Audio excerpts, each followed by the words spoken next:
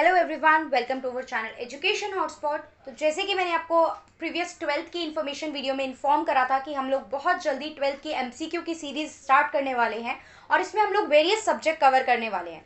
देखिए, 12th के exam को लेके अभी हमें बहुत डिटेल में चीज़ें नहीं पता हो, डेटशीट नहीं पता, बट एक चीज़ तो सीबीएसई ने डायरेक्टली क्लियर कर दी है कि आपके दो टर्मिनल में एग्जाम होने वाले हैं। फर्स्ट टर्मिनल जो कि आपके नवंबर में होंगे एंड देन आपके फाइनल टर्म होंगे।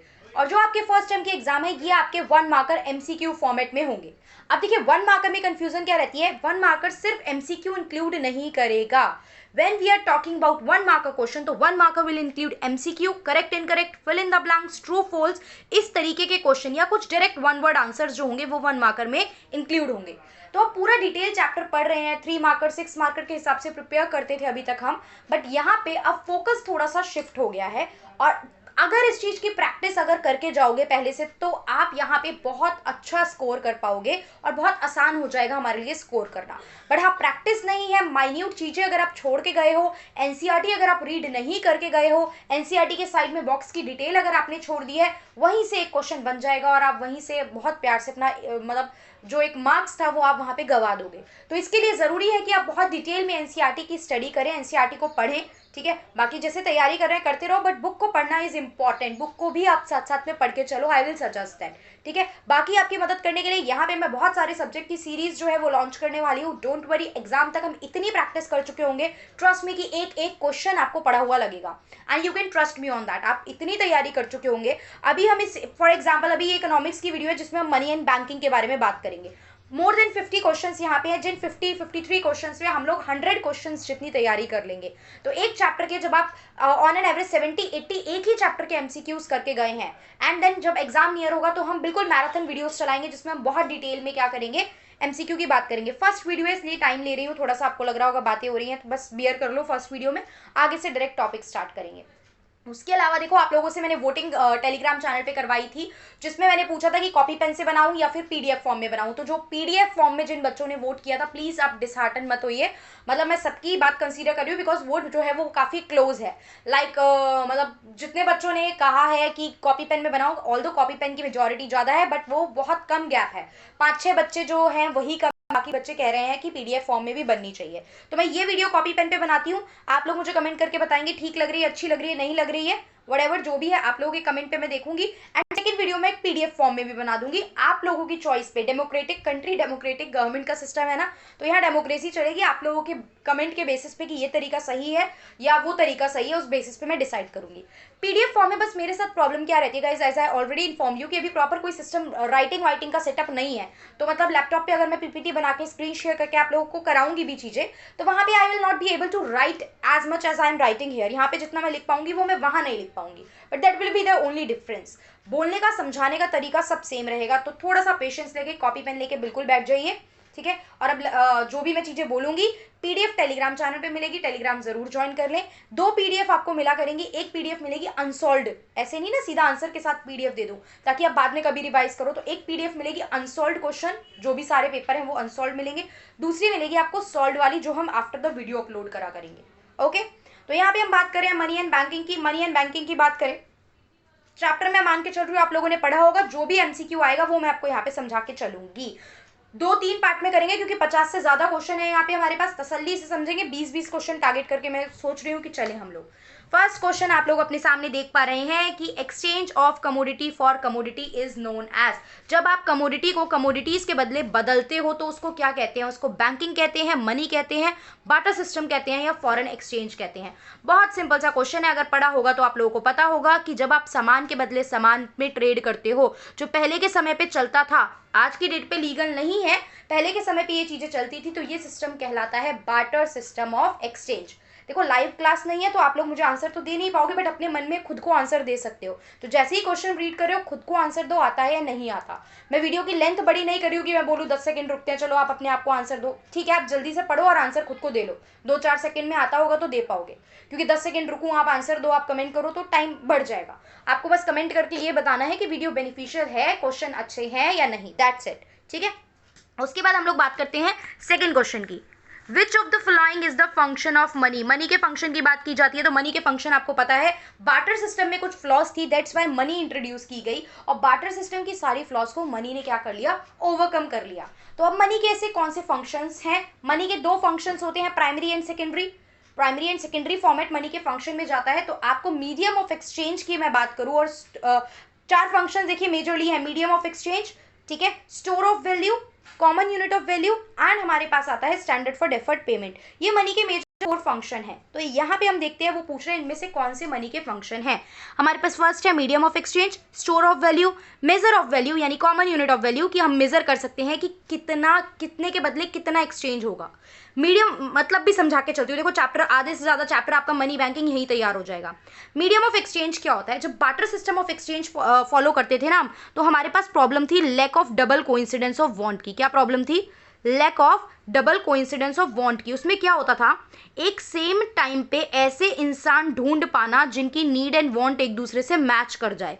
लाइक मेरे पास चावल है, ठीक है, और मुझे क्या चाहिए, गेहूं की जरूरत है, तो मुझे ऐसा इंसान मिल पाए जो क्या हो, जो मुझे गेहूं ऑफर कर सके और मुझसे चावल ले सके। अब खुद सोचो कितना कॉम्प्लिकेटेड साउंड कर रहा है, तो एक्चुअली में कितना कॉम्प्लिकेटेड होगा ऐसे पर्सन को ढूंढना जो सेम टाइम पे सेम चीज की नीड और वांट रखते हैं। तो ये बार्टर सिस्टम में प्रॉब्लम थी जिसे मनी के फंक्शन, मनी ने ओवरकम करा। और मनी क्या काम करती थी, मीडियम ऑफ एक्सचेंज का। आप जो भी सामान क्या कर रहे हो, आप जो भी सामान लेना चाह रहे हो मुझसे लो, मुझे उसके बदले मनी दे दो एंड उस मनी से मुझे जो भी चीज की जरूरत होगी मैं उस मनी से वो आगे परचेज कर लूंगी। So this is medium of exchange.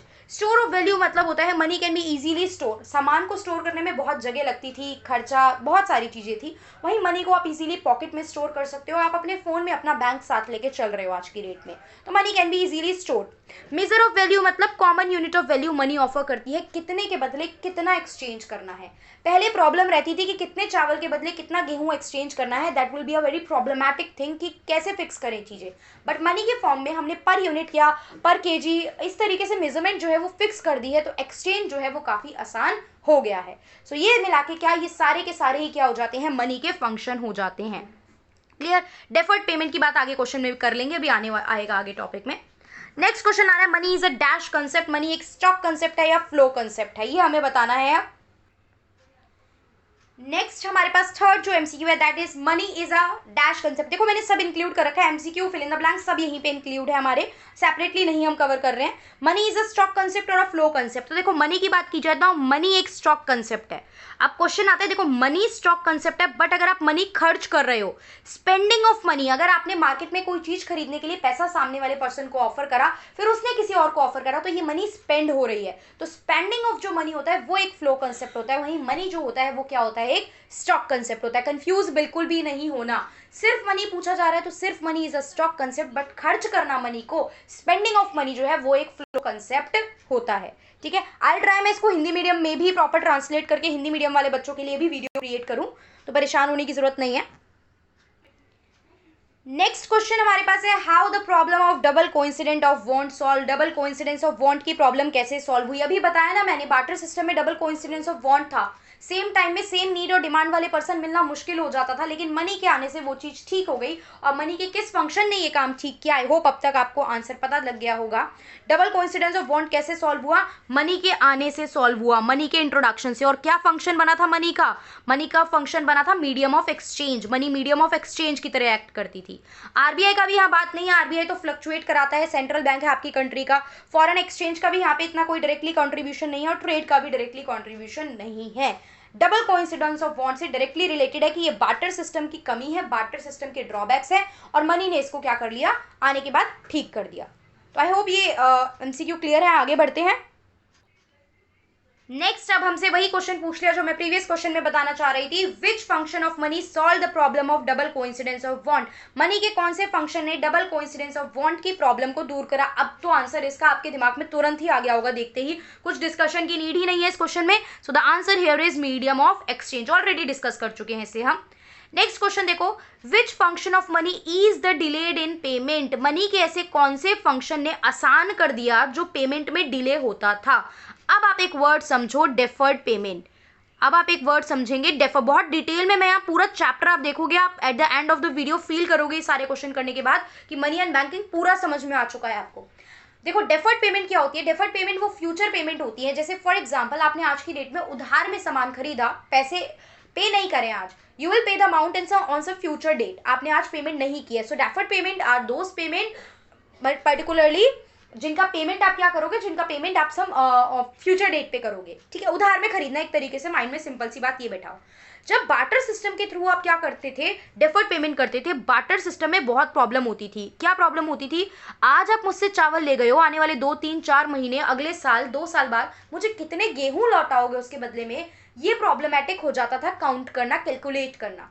तो बार्टर सिस्टम में डेफर्ड पेमेंट की बहुत प्रॉब्लम रहती थी। वहीं मनी ने इस प्रॉब्लम को ठीक करा। मनी ने कैसे इस प्रॉब्लम को ठीक करा हम देखेंगे। तो मनी ने क्या करा, money act as a standard for deferred payment. Deferred payment होती है डिलेड पेमेंट, पढ़ते ही आंसर यही माइंड में आना चाहिए। मनी कैसे, मनी के फॉर्म में इंटरेस्ट कैलकुलेट करना बहुत आसान हो गया।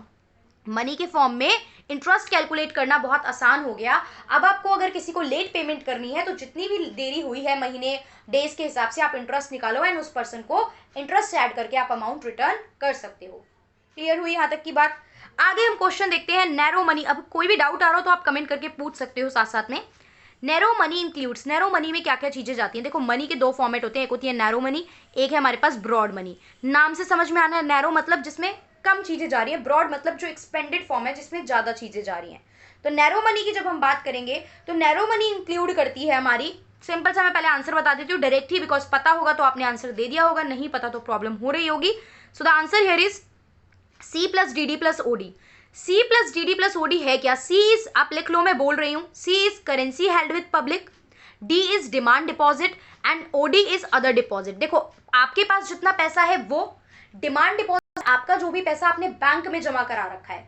Now why it is called demand deposit, इसे डिमांड डिपॉजिट क्यों बोलते हैं, बिकॉज जब भी आप बैंक से डिमांड करोगे कि I need my money back, bank को आपको वो पैसा वापस देना पड़ेगा। दैट्स व्हाई इट इज, मतलब ऑन डिमांड आपको ये पैसा वापस मिल जाता है, तो इसीलिए हम इसे क्या बोलते हैं, डिमांड डिपॉजिट बोलते हैं। तो C plus D D plus OD narrow money में जाता है। वही ब्रॉड मनी की जब हम बात करते हैं तो ब्रॉड मनी में C plus D D plus OD, यानी कि आपके करेंसी विद पब्लिक, जो भी आपने बैंक में जमा करा रखा है प्लस आपने और जमा करा रखे हैं वो, plus T D plus S D, trade deposit and security. Broad money के बारे में मैं यहाँ लिख रही हूँ, currency with public, demand deposit, other deposit plus trade deposit, आपने ट्रेड की फॉर्म में कुछ सिक्योरिटीज वगैरह खरीदी हुई हैं, वो कुछ एक्स्ट्रा सिक्योरिटीज होती हैं। लाइक आप देखते हो आप सिक्योरिटी कराते हो, इंश्योरेंस वगैरह जो लोग कराते हैं, ये बीमा ले लिया, ये पॉलिसी ले ली, ये सब क्यों कराता है इंसान, सेफ्टी एंड सिक्योरिटी के लिए ना। तो ये सब भी तो एक तरीके से आपका ही पैसा है। तो जब आप इन सब चीजों को इंक्लूड करोगे तो वो किस में जाएगा, वो जाएगा ब्रॉड मनी की डेफिनेशन में। आई होप ये चीजें क्लियर हो रही हैं। नेक्स्ट हम लोग एक क्वेश्चन देखते हैं, which is the most liquid form of money. Money की मोस्ट लिक्विड फॉर्म क्या है। ये स्टॉक मेजर अभी हम पढ़ेंगे, आपने पढ़े होंगे तो आपको याद भी होंगे।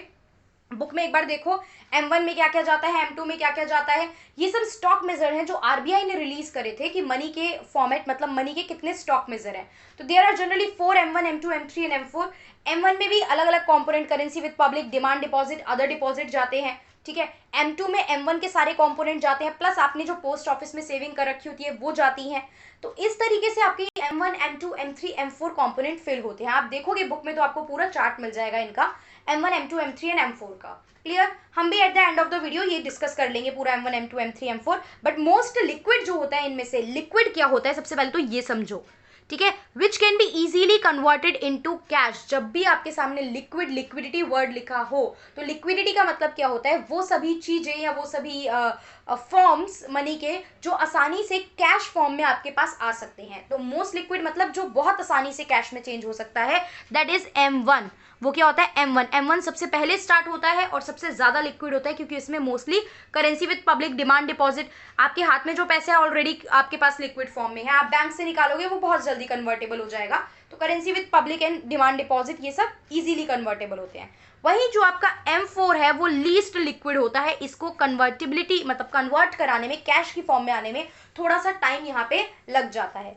तो मोस्ट लिक्विड क्या है हमारे पास, M1, एंड लीस्ट लिक्विड क्या है हमारे पास, M4। दिमाग में बिठा लेनी है ये बातें, चांसेस है यहाँ से क्वेश्चन इस फॉर्म में पूछ सकता है। So this is the 10th question. The concept of stock measure of money was given by. अभी मैंने आपको देखो प्रीवियस क्वेश्चन में ही बता दिया, तो आगे के क्वेश्चन का आंसर तो वहीं मिल जाता है कि ये जो स्टॉक मेजर ऑफ मनी यानी M1 M2 M3 M4 का कंसेप्ट था, ये किसने दिया था? RBI ने दिया था, गवर्नमेंट ने दिया था, वर्ल्ड बैंक ने दिया था या IMF ने दिया था? तो यहाँ पे इंडिया में ये कंसेप्ट जो हमारे पास है, जो हम फॉलो करते हैं, this concept was given by RBI। देखो वर्ल्ड बैंक और IMF तो क्या है, इंटरनेशनल बॉडीज हैं, तो इनको तो पहले ही हटा दो, क्योंकि M1 M2 M3 M4 हर कंट्री में तो नहीं चल रहा है ना, हम तो इंडिया के कंटेक्स्ट में बात कर रहे हैं। और मेजरली जो डिसीजन बैंकिंग से रिलेटेड एपेक्स बैंक इंस्टीट्यूशन कौन है, सेंट्रल बैंक कौन है आपका? RBI, reserve bank of India. तो काइंड ऑफ ये जो डिसीजन होते हैं बैंकिंग से रिलेटेड मोस्टली किसके पास जाते हैं? RBI के पास जाते हैं। तो इस क्वेश्चन का आंसर क्या हो जाएगा? RBI। तो इस वीडियो में हमने 10 क्वेश्चन डिस्कस कर लिए हैं। I am making this video 10 question तक ही रखते हैं इसको अभी। अगली वीडियो में, क्योंकि 15-15 मिनट की ही वीडियो बनाएंगे, ज़्यादा बड़ी वीडियो की लेंथ नहीं रखेंगे, तो अगली वीडियो में हम कोशिश करेंगे। अब आपको इतना कवर हो गया है तो आगे के क्वेश्चन हम जल्दी कवर कर पाएंगे।